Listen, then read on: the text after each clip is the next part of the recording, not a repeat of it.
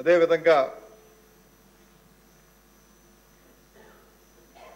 మన ప్రధానమంత్రి గారు ఒక ప్రత్యేకమైనటువంటి దృష్టితో ఈ ఆంధ్ర రాష్ట్రం మీద దృష్టి కేటాయించడం కూడా జరిగింది అధ్యక్ష. ముఖ్యమంత్రి గారు, ఉప ముఖ్యమంత్రి గారు వీరు నిత్యం ప్రధానమంత్రి గారితో మాట్లాడుకొని దానికి ఉదాహరణకి మొన్న గత ఏడాది ఇచ్చినటువంటి కేంద్ర బడ్జెట్లోనే మొదటి బడ్జెట్లోనే గతంలో ఎప్పుడూ లేనటువంటి విధంగా మన రాజధాని అమరావతికి సుమారు 15,000 కోట్ల రూపాయలు ఆర్థిక సహకారం అందిస్తడం చిన్న విషయం కాదు అధ్యక్ష. దాంతోపాటు పోలవరం ప్రాజెక్టు కూడా అది పూర్తి చేయడానికి పూర్తిగా కేంద్రం బాధ్యత తీసుకుంటుందని 12,500 కోట్ల రూపాయలు కేటాయించి త్వరితగతిన ఆ పనులు మొదలుపెట్టే విధంగా సహకరించినటువంటి కేంద్రానికి ఈ రెండు కార్యక్రమాలు అమరావతిని నాశనం చేయాలని ఏవైతే గత ప్రభుత్వం కళ్ళకన్నారో గత నాయకుడు ఆ రోజు అతను నాశనం అయిపోయాడు తప్పితే అమరావతికి ఉన్నటువంటి చరిత్ర సామాన్యమైనటువంటి చరిత్ర కాదా అధ్యక్ష. శాలివాహన శకంలో ఇక్కడ రాజధానిగా ఉండి ఈ దేశంలో మొట్టమొదటి నాణ్యాలు తీసుకొచ్చింది శాలివాహన శకంలోనే. ఇక్కడి నుంచి అమరావతి నుంచే కరెన్సీ నాణ్యాల రూపంగా మొదట ప్రవేశపెట్టింది ఈ శాతవాహన రాజధాని అయినటువంటి అమరావతి. అటువంటి అమరావతిని నాశనం చేయాలనుకున్న వాళ్ళే నాశనం అవ్వడం చూసాం అధ్యక్ష. మీరు కూడా ఇది ఎప్పుడు వస్తుందా ఈ రోజు అని ఎదురు చూస్తూ ఉన్నారు, కానీ ఆ రోజు ఎదురు వచ్చేటట్టు కనిపించట్లేదు అధ్యక్ష.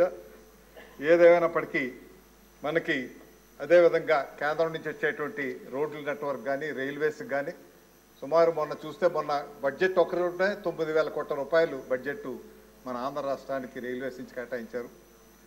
మీకు సర్ఫేస్ ట్రాన్స్పోర్ట్ నుంచి సుమారు 50,000 నుంచి 60,000 కోట్ల రూపాయలు విలువైనటువంటి పనులు జరుగుతున్నాయి అధ్యక్ష. అదేవిధంగా రైల్వేస్కి సంబంధించి 90,000 కోట్ల రూపాయలకు విలువైనటువంటి అభివృద్ధి కార్యక్రమాలు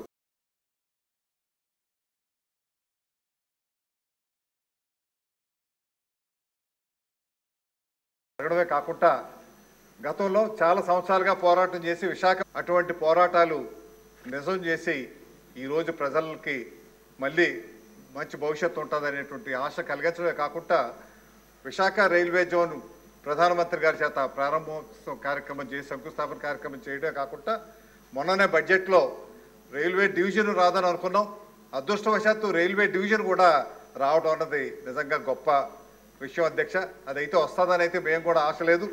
ఇది సాధ్యపడే విషయం చేశారంటే కేవలం గౌరవనీయులు ముఖ్యమంత్రి గారు చంద్రబాబు నాయుడు గారు, ఉప ముఖ్యమంత్రి గారు వారు.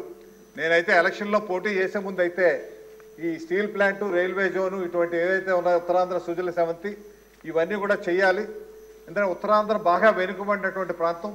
ఈ ప్రాంతానికి విద్యపరంగా, వైద్యపరంగా, ఆరోగ్యపరంగా అన్ని రకాలుగా, ఆదాయపరంగా అన్ని రకాలుగా వెనుకబాటు ఉన్నటువంటి ప్రాంతం. ఈ ప్రాంతాన్ని అభివృద్ధి చెందాలంటే మీకు గోదావరి జలాలు మీకు ఉత్తరాంధ్రకు తీసుకెళ్ళినప్పుడే అది ఏకైక శరణ్యం. కాబట్టి మరొక కృష్ణా గోదావరి, ఈస్ట్ వెస్ట్ గోదావరి డెల్టాలాగా మళ్ళీ ఆ 3 జిల్లాలు తయారవ్వాలనేటువంటి ఆలోచనతోనే చాలా కాలంగా ప్రయత్నం చేస్తున్నప్పటికీ గతంలో అయితే ఉత్తరాంధ్ర సుజల స్రవంతి 2008లో మంజూరయ్య అప్పుడులో 7,000 కోట్ల రూపాయలకి 8 లక్షల ఎకరాలకి మంజూరు అయినప్పటికీ దురదృష్టవశాత్తు ఆ ప్రాజెక్టు పూర్తి కాలేదు.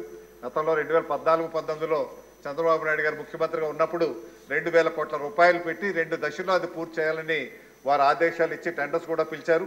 కానీ తర్వాత వచ్చినటువంటి ప్రభుత్వం నిస్సిగ్గుగా కనీసం వారి తండ్రి మొదలుపెట్టినటువంటి ప్రాజెక్ట్ ఇదైనా పూర్తి చేస్తాననేటువంటి ఇంగిత జ్ఞానం కూడా లేకుండా ఆ ప్రాజెక్టు అక్కడ ఉంచారు అధ్యక్ష.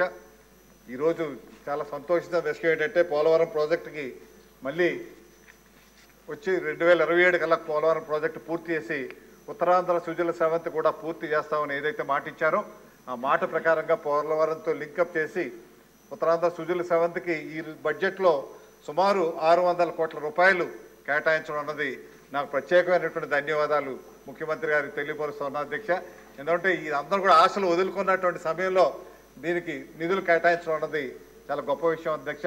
పోలవరం, ఉత్తరాంధ్ర సుజల స్రవంతి ఇటు ఉత్తరాంధ్రకు, అదేవిధంగా బనకచర్ల ఇప్పుడే శ్రీనివాస్ గారు చెప్పారు, బనకచర్ల కలిపితే గోదావరి నుంచి రాష్ట్రం అంతా కూడా అటు రాయలసీమ, ఇటు ఉత్తరాంధ్ర డెల్టా అన్నీ కూడా సస్యశ్యామలంగా వెళ్ళేటువంటి అవకాశం ఉంటుంది అధ్యక్ష.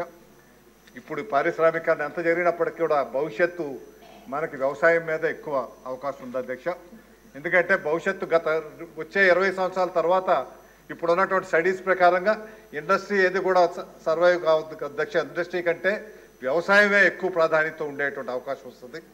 ఆర్టిఫిషియల్ ఇంటెలిజెన్స్ కూడా ఉపయోగించుకొని ఈ వ్యవసాయంలో కొత్త వంగడాలు తీసుకొని వచ్చి అత్యధిక పంట పండించగలిగేటువంటి టెక్నాలజీతో చదువుకున్న వాళ్ళంతా కూడా మళ్ళీ వ్యవసాయంలోకి వెళ్ళేటువంటి రోజు వస్తుంది. దానికి పునాది వేయాలంటే ఈరోజు ఈ ప్రాజెక్టులన్నీ కూడా పూర్తి చేసుకునేటువంటి గురుతర బాధ్యత మన ముఖ్యమంత్రి గారు తీసుకున్నారు. ఈ రాష్ట్రానికి మంచి దిశ నిర్ణయించే విధంగా ఈ ప్రాజెక్టులన్నీ కూడా పూర్తవుతాయనేటువంటి పూర్తి విశ్వాసం అయితే మాకుంది అధ్యక్ష.